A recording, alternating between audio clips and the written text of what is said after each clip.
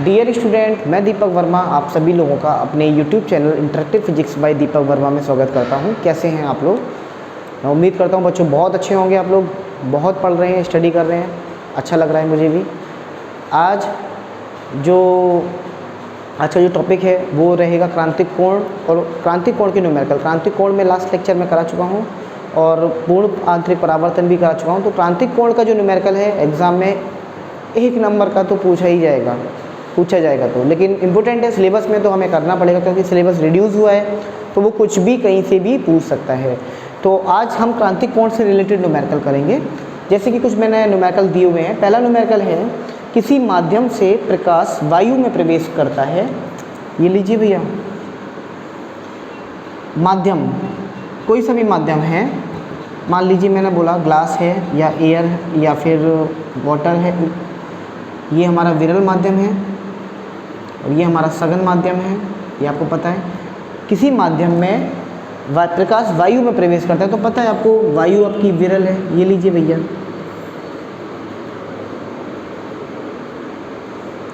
उसके बाद में बोल रहा है तो प्रकाश किरण का पूर्ण आंतरिक परावर्तन होता है। ये लीजिए भैया, प्रकाश किरण का पूर्ण आंतरिक परावर्तन। इसके लिए कंडीशन क्या होती है? जो IC रहता है, क्रिटिकल एंगल रहता है, जो I रहता है वो क्रिटिकल एंगल से काफ़ी ज़्यादा होना चाहिए, तब जाके आपका पूर्ण आंतरिक परावर्तन होगा।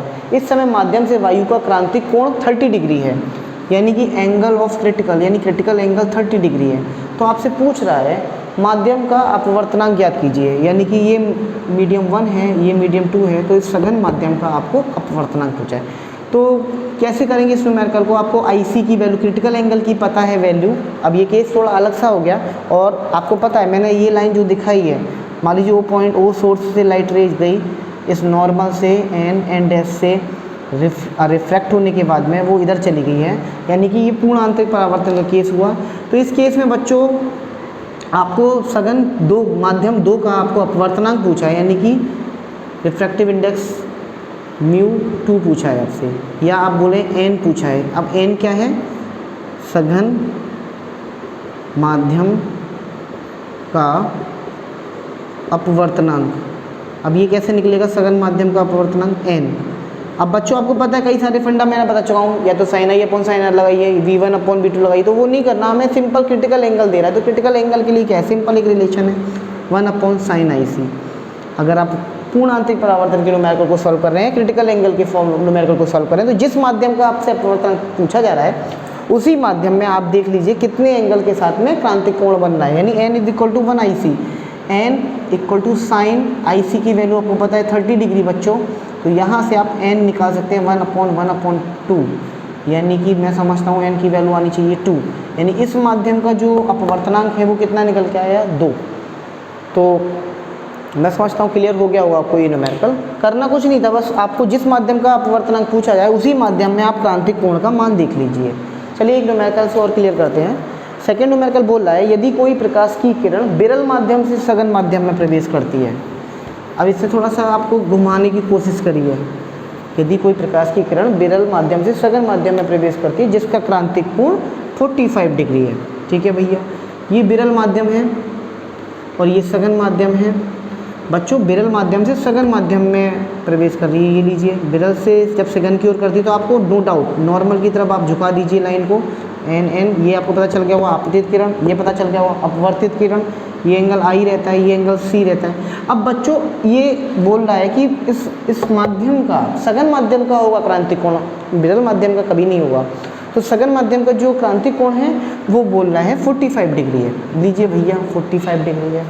तो विरल माध्यम के सापेक्ष सघन माध्यम का अपवर्तनांक निकालिए। तो सघन माध्यम का अपवर्तनांक हमसे पूछा है N, तो मैंने माना जो N है वो है सघन माध्यम का अपवर्तनांक। किसके रेस्पेक्ट में? विरल माध्यम के रेस्पेक्ट में, या डायरेक्ट आप सघन माध्यम का अपवर्तनांक भी बोले तो भी चलेगा। तो इसमें घुमाने की कोशिश की है आपको। 1 नंबर का क्वेश्चन था तो आप सोचेंगे यार यहाँ पर IC 45 लगाएं, यहाँ क्या माने? कुछ नहीं मानना भैया, उसने बोला ना कि विरल माध्यम से सघन में जा रही है, वो कुछ भी बोले, विरल से सघन में जा रही है जिसका अपवर्तनांक 45 डिग्री, यानी कि इस सघन माध्यम का अपवर्तनांक दे रहा है आपको 45 डिग्री।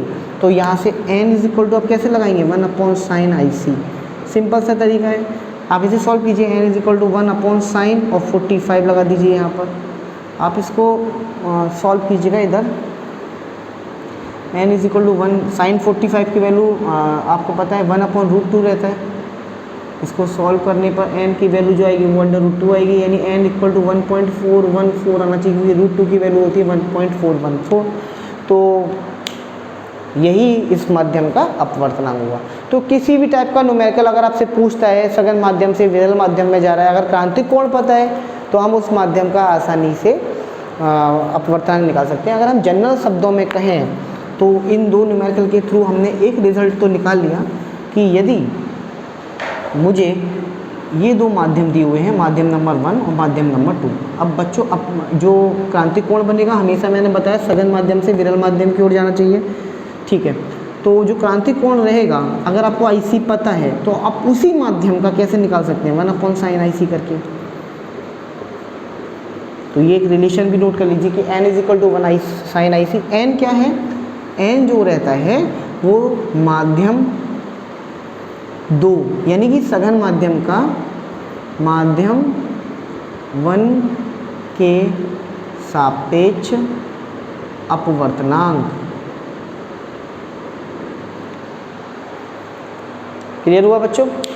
तो ये क्रांतिक कोण के न्यूमेरिकल थे। अगले लेक्चर में सबसे इम्पोर्टेंट लेक्चर है, मज़ेदार लेक्चर है, डेरिवेशन है, लेंस फार्मूला। लेंस फार्मूले का डेरिवेशन करेंगे, लेंस फार्मूले की टर्मिनोलॉजी समझेंगे, कौन सी चीज़ क्या है, लेंस कैसे फॉर्म हो रहा है, वक्रता केंद्र क्या है, वक्रता त्रिज्या क्या है, ये सब चीज़ हम नेक्स्ट लेक्चर में डिटेल में पढ़ेंगे। लेक्चर थोड़ा हो सकता है बड़ा भी हो, लेकिन आपको पूरा देखना पड़ेगा, तभी वो डेरिवेशन समझ में आना पड़े, आप समझ में आएगा आपको। Thank you very much.